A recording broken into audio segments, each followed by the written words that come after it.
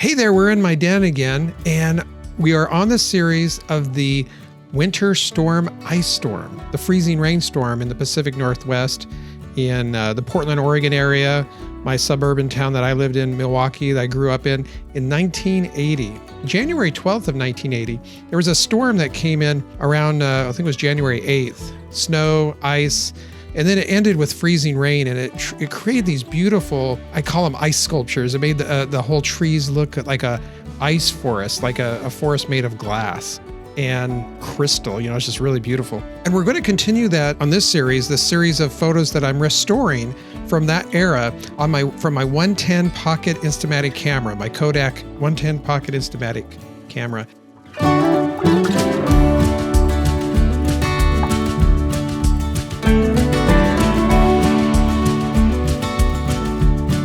Hey, Steve Klein here. I'm going through my photos of the 1980 freezing rainstorm, where ice, some call it sleet. This isn't sleet though. This isn't just ice that hits the ground. It's super cooled water that when it hits the ground, if the temperatures and the conditions are exactly right, the water comes through the atmosphere and instantly freezes when it makes contact with the ground. There's only been a few times that this happens, but it really happens in our neck of the woods, up in the Northwest, Pacific Northwest, the Willamette Valley, because we get those gorge winds that come up through the Columbia River Gorge in the Portland, Oregon area. And we live southeast Portland, so east of Portland and south, which is, we were living close into an unincorporated Clackamas County area. But it was interesting because we'd always get these freezing weather conditions where if the conditions was just right, we would get freezing rain. It was very rare, but when we got it, it wreaked havoc on traffic, busted power lines, broke huge tree limbs. And we had that situation in this photo right here. And I wanted to show you this. This is in the front of our house. And what's interesting is, well, you can see the TV antenna here. Those were okay. And there's this big antenna here. That was I used to have a CB radio that my dad got for me for a number of years when I was growing up, and that's what that thing is. But all these other limbs, I don't know if you can see them on the right here, they were just droopy. It's because the sheer weight of this ice was accumulating on these limbs, and it put like an inch thick of ice around it, at least a half inch to an inch thick, and it looked like there was all the trees turned into like this petrified forest of glass, almost like a crystal forest. But this episode, I'm going to show you the front of our house, because I have this picture, and we're going to restore that one as well as this one, which I think this is similar to the one I just showed you, and also this one. Oh wait, I got to show you this. I'm not showing you.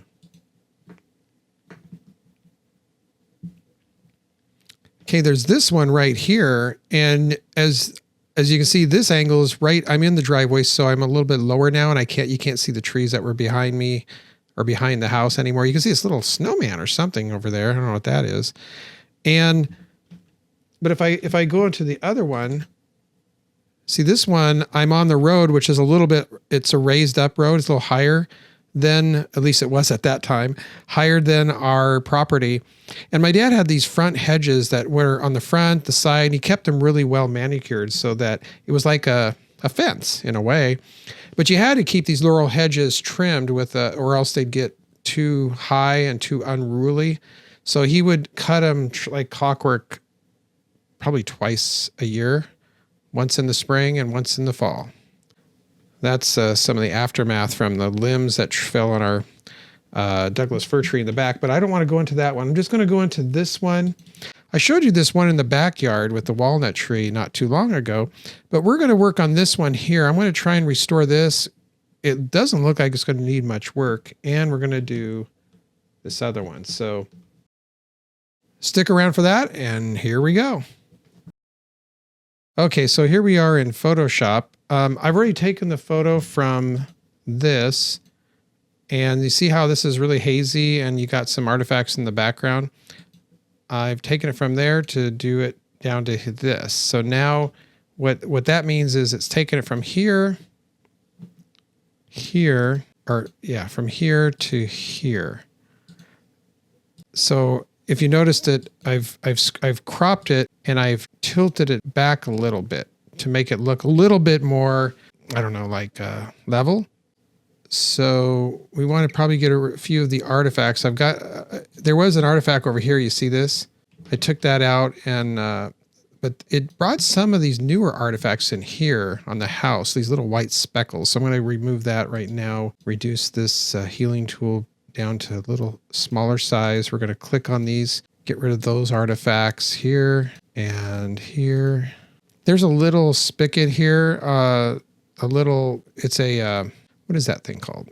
The thing that protects your water hose, your hoses on your house, your faucets from freezing. It's the styrofoam thing. You can see it right here. I'm not gonna touch that too much because that's natural. It almost looks like it's not natural, but it is.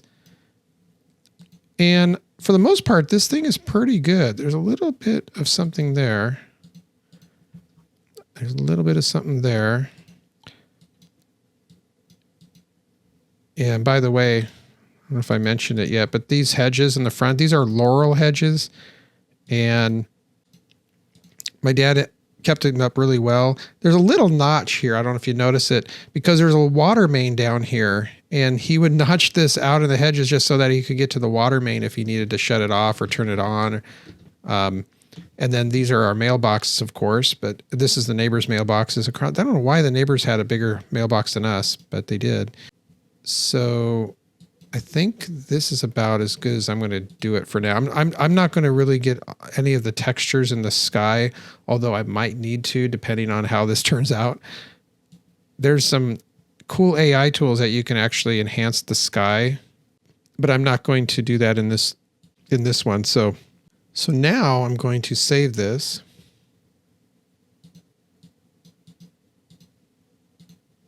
And I'm going to export. And I'm going to export it to the highest level I can. And then I'm going to do the same with the other photo that I was looking at with our house, which was here.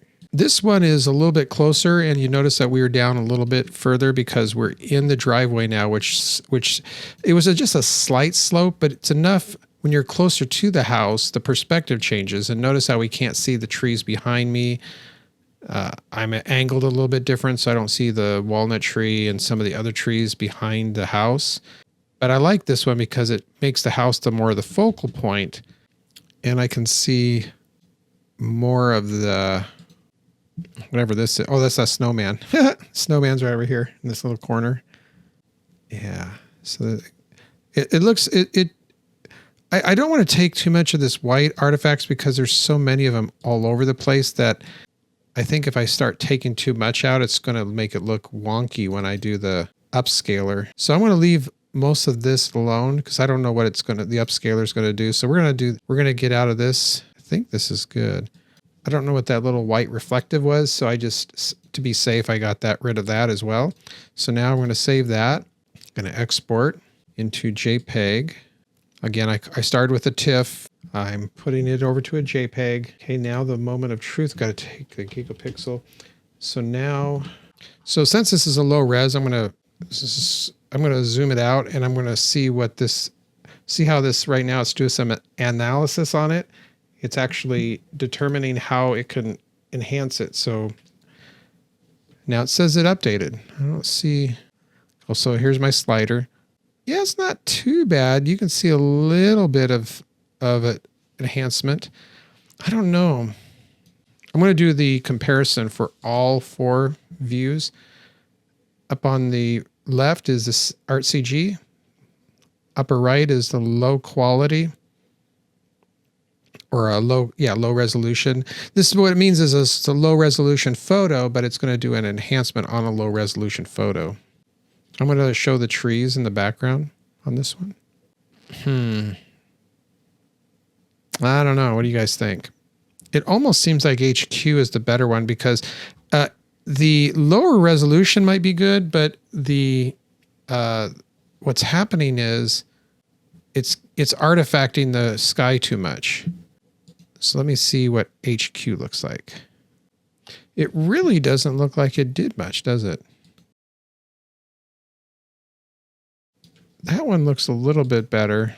I'm looking at the laurel hedges now as I do this. Yeah, I think this one.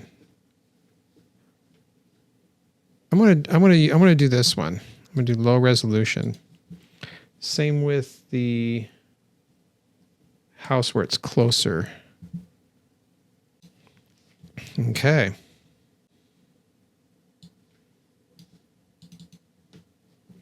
So the moment of truth, let's see how they compare.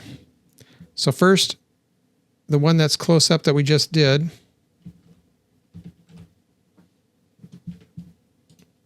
This is, it's kind of blurry, but we're up close to the house.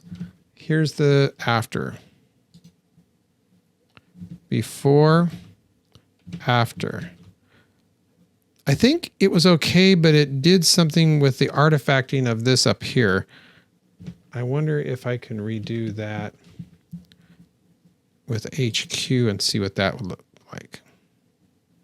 So the weird part is HQ, as you can tell, before, here's non-HQ, and here's low res.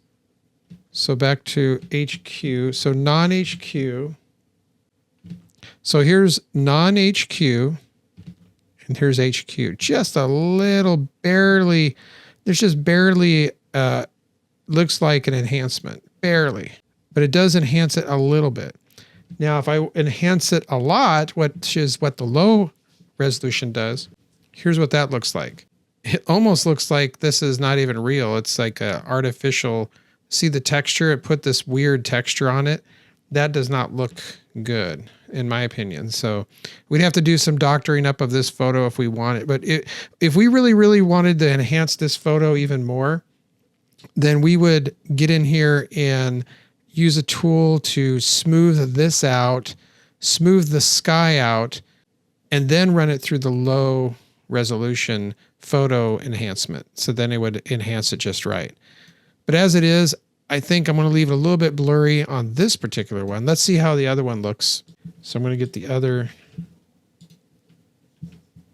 So this is the before, and this is after. Before and after. I like that a lot.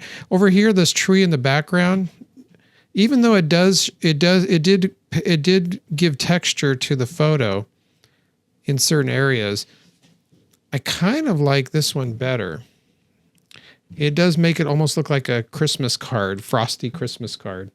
Some things you can also do is within this tool, there's an ability that it has to take an image, and then if you go to neural filters, you can enhance it directly in here without having to use a topaz. So I could go, for example, into this photo restoration and create a new layer. And now here's before, here's after. Before, after. Now I do like this a little bit better because if you notice that the textures aren't as strong here, it actually, before and after, the after, it did really enhance this. And if you look close, you don't get that same texture issue that you had there. So there are options that you can definitely use different tools for different reasons. But overall, I'm really happy with this. And it gives me a memory about when our house got all, our neighborhood actually got all frozen and the snow was up and down the streets. I think I even have a photo of when the house got all this snow got up and down the streets. Yeah, let me try and find that.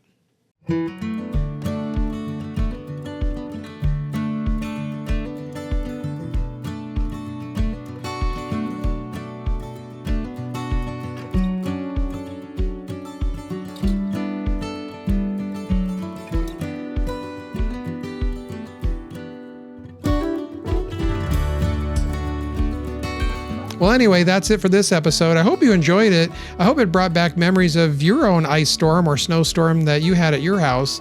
Did you grow up and have a specific storm that you remember as a kid? I'd love to hear about it. Put in the comments below, and I may just use it on the next episode. Well, until next time, I'll see you in the next video.